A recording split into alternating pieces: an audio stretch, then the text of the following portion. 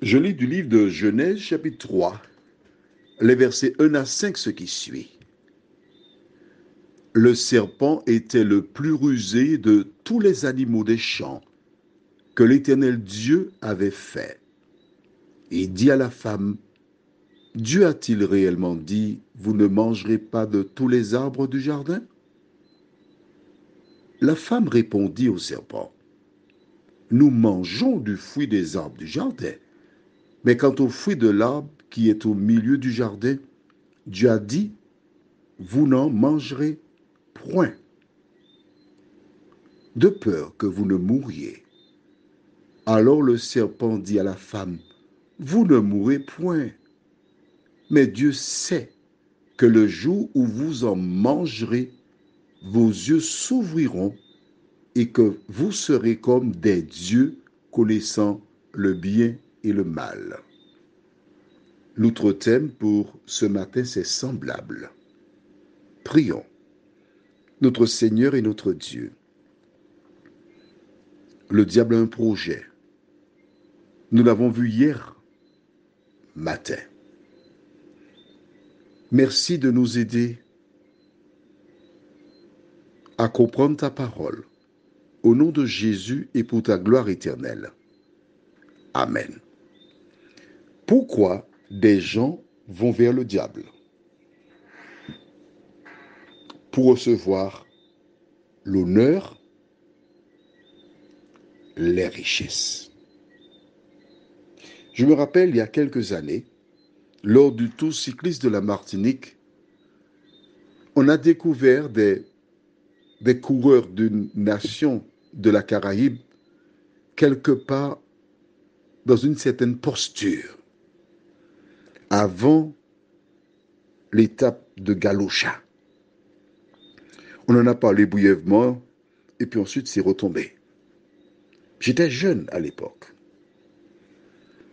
et j'ai été interpellé par cela. Beaucoup de personnes qui connaissent le succès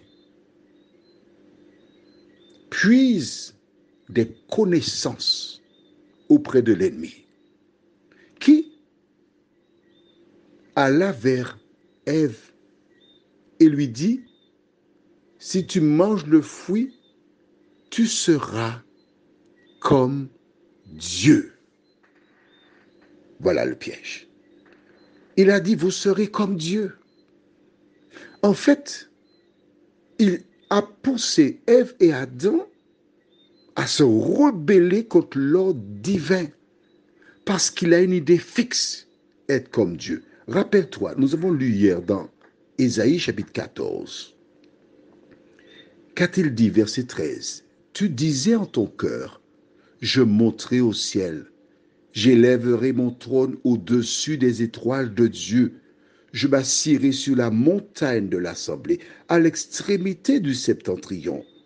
Je monterai sur le sommet des nues, je serai semblable au Très-Haut. C'est exactement ce qu'il a dit à Ève. La même chose qu'il a dit à Ève. Vous serez comme des dieux. Aujourd'hui encore, il continue de faire passer ce mensonge. Il continue à tromper.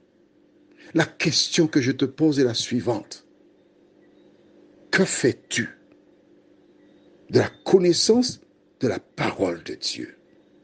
Que fais-tu de cette déclaration? Que fais-tu de Jésus de Nazareth qui se trouve devant toi? C'est lui qui a permis que tu aies la Bible. Il te montre comment l'ennemi cherche à avoir l'adoration. L'ennemi cherche à détourner les hommes de Dieu. Alors, que fais-tu? Il a différents moyens de les détourner de Dieu. Qu'importe. L'important pour lui, c'est que les gens se détournent de l'Éternel.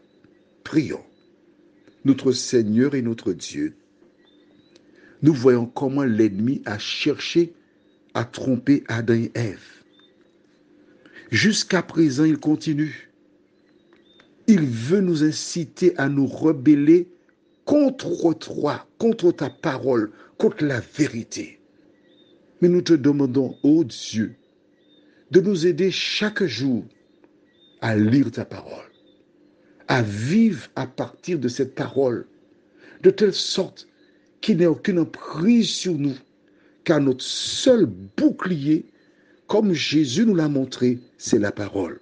En effet, les 2 premières fois qu'il est venu le tenter, Jésus a répondu systématiquement, il est écrit. Éternel, aide-nous à le comprendre.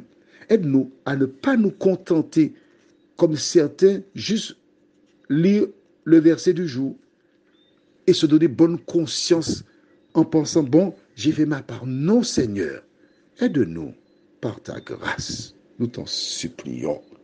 À prendre du temps pour lire la parole. Apprendre à te connaître. À vivre pour toi, nous t'en prions. Au nom de Jésus et pour ta gloire éternelle. Amen. Je te souhaite une bonne journée.